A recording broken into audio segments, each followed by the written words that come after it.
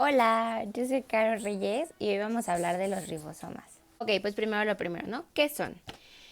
Los ribosomas son partículas celulares que están hechas de ARN, que es el ácido ribonucleico, y proteínas que sirven como sitio para la síntesis de las proteínas de la célula. Es una estructura que actúa como sitio, como estación para la transferencia del ARN que contiene el aminoácido que pasará a formar parte de una cadena polipeptídica en crecimiento. Y a la larga, pues esta se va a transformar en otra proteína. Vamos a explicar un poquito de esto. El ADN, que como ustedes saben es el material genético que nos hace lo que somos, en realidad nunca deja el núcleo. Lo que pasa es que se transcribe o se crea como una copia en las moléculas de ARN y aquí sí pueden salir. En el citosol, algunos ARNs se asocian con los ribosomas y así se dirige la síntesis de las proteínas. Okay, ¿cómo se producen? ¿Cómo salen estos ribosomas? Algunos cromosomas, que es otra cosa, tienen secciones de ADN que codifican para ARN ribosomal. Esto es un tipo de estructural de ARN que se combina con proteínas para crear un ribosoma. En el nucleolo, que es un lugar donde se ensamblan los nuevos ribosomas, el ARN ribosomal nuevo se une con las proteínas para formar subunidades del ribosoma. Ahorita vamos a ver qué son las subunidades del ribosoma. Las unidades recién hechas son transportadas a través de los poros nucleares, que son pequeños canales que atraviesan en la envoltura nuclear. Sí, perdón. Y permiten la entrada y salida de sustancias hacia el citoplasma y donde pueden hacer ahí ya su trabajo, ¿no? Ahí ya se forman y ahorita vamos a decir dónde se encuentran los ribosomas. Bien, vamos a explicar un poquito esto, ¿no? Pues aquí tenemos, esto es el retículo endoplasmático, el nucleolo, la cromatina, el nucleoplasma, el poro nuclear, la envoltura nuclear y estos puntitos pues son los ribosomas, ¿no? Como aquí dice, los puntos rojos son los que representan a los ribosomas adheridos y en este caso están adheridos al retículo endoplasmático y cuando el retículo endoplasmático tiene ribosomas adheridos, pues se conoce como retículo endoplasmático rugoso. Ahora sí vamos a explicar lo de las subunidades de los ribosomas. Cada ribosoma consiste en dos complejos separados, ¿no? Conocidos como subunidades grande y pequeña. La subunidad grande está encima de la pequeña con una cadena de ARN comprimida entre ambas. Entonces, haz de cuenta que es como una hamburguesa con un pan grande arriba y uno chiquito y un pedazo de tocino saliendo a cada lado. Ahorita te enseño. Ok, aquí un poquito lo que les explicaba. Esta es la cadena creciente de péptidos. Obviamente está formada por un grupo de aminoácidos.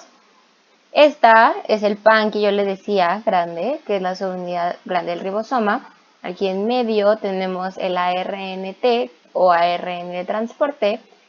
Este es el que yo les decía que era como el tocinito, es ARNM o ARN mensajero y el pan chiquito, que es la subunidad pequeña del ribosoma. El coeficiente de sedimentación caracteriza la partícula durante su sedimentación en la centrifugación. Se define como la relación entre la velocidad de sedimentación de una partícula y la aceleración aplicada para que se sedimente, ¿no? Y ustedes van a decir como, ¿y esto qué tiene que ver con la Navidad? Ahorita van a ver. Vean, eso era lo que yo le decía. Esta S es el coeficiente de sedimentación. Entonces, en las células procariotas tenemos 70S y tenemos que nuestra subunidad grande tiene 50S y nuestra subunidad pequeña tiene 30S. Y en la eucariota tenemos que tiene 80S y tenemos que nuestra subunidad grande tiene 60S y la pequeña tiene 40S. Bueno, ahora les voy a platicar un poquito de un proceso que se llama proceso de traducción. Como ya dijimos, los ribosomas obtienen órdenes para sintetizar proteínas desde el núcleo donde se transcriben segmentos del ADN, o sea, los genes, para producir ARN mensajero, ARN. Un ARN viaja hacia el ribosoma y este usa la información del transcrito para sintetizar una proteína con una secuencia de aminoácidos específicos. En las procariotes, como carecen de núcleo, sus ARN mensajeros, se transcriben en el citoplasma y pueden ser traducidos de manera inmediata en los ribosomas. Bien, pues en este proceso de traducción existen 3 etapas. Está la etapa de iniciación. Durante esta etapa, el ARN mensajero llega con la información genética y se deposita en la subunidad pequeña, en la de arriba, que quedamos. El ARN de transferencia transporta los aminoácidos según la información del ARN mensajero. Pues ya al final ambas subunidades, la grande y la pequeña, se acoplan formando un ribosoma completo. Era lo que yo les explicaba de la hamburguesita. Después está la etapa de alargamiento, que los aminoácidos se unen y forman lo que se llama el polipéptido, y a este proceso se le llama síntesis de proteínas. Y luego está la etapa de terminación, que el ARN mensajero finaliza su tarea, transmisión de ADN, y acorta la cadena, la polisoma, soltando la proteína ya terminada. Vamos a ver la diferencia entre ribosomas y polisomas. Un polisoma es una cadena de ribosomas y asociados a través de un filamento de 2 milímetros de espesor.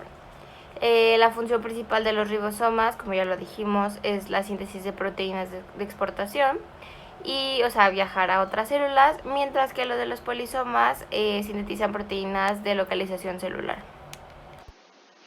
Bueno, aquí podemos observar un poquito recapitulando un poco de lo que ya hablamos.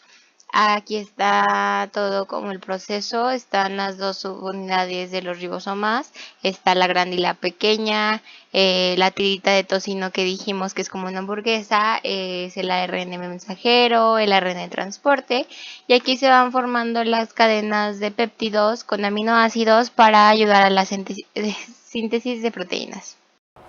Pero y bueno, a todo esto, ¿dónde se encuentran? Bueno, los ribosomas eucariotes pueden estar libres, es decir, flotan en el citoplasma, adheridos al retículo endoplasmático, a la parte exterior de la envoltura nuclear, o como vimos arriba, los nuevos están ensamblados al nucleolo. Las procariotes, que carecen de núcleo, tampoco tienen nucleolos y sus ribosomas se ensamblan en el citosol. Ya que por obvias razones que la síntesis de proteínas es una función esencial para todas las células, los ribosomas se encuentran en prácticamente cualquier tipo de célula de los organismos multicelulares, así como en los procariotes como las bacterias. Las células eucariotes que se especializan en la producción de proteínas tienen mayor número de ribosomas, porque obviamente necesitamos tener más desarrollados los ribosomas en ese tipo de células, porque necesitamos para la producción y síntesis de proteínas. Por ejemplo, un ejemplo de esto es el páncreas, que es responsable de producir y secretar grandes cantidades de enzimas digestivas, por lo que las células pancreáticas que hacen estas enzimas tienen mayor número de ribosomas. Se encuentran presentes en células de todo el organismo, los ribosomas están en las células de todo el organismo, excepto en los espermatozoides. Bueno, el tamaño va a depender de la célula en la que se encuentre, como ya vimos anteriormente. Usualmente están más en las células que necesitan producir y sintetizar proteínas, porque es la principal función de los ribosomas.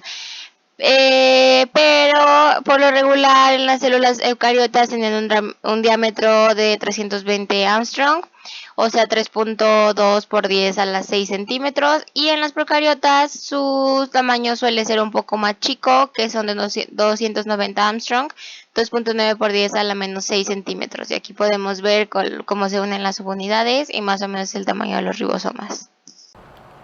Para finalizar un poco de esto de los ribosomas, vamos a contar un poquito de su historia de descubrimiento. Los ribosomas se observaron por primera vez en la década de 1930 por Albert Claude, quien los llamó microsomas. En la década de los 50, George Palade observó estos orgánulos a través de la microscopía electrónica. Estas observaciones llevaron a la sospecha de que los ribosomas eran un sitio donde se llevaba a cabo la síntesis de las proteínas. Hipótesis que se confirma en el año 55 por Paul Sammick.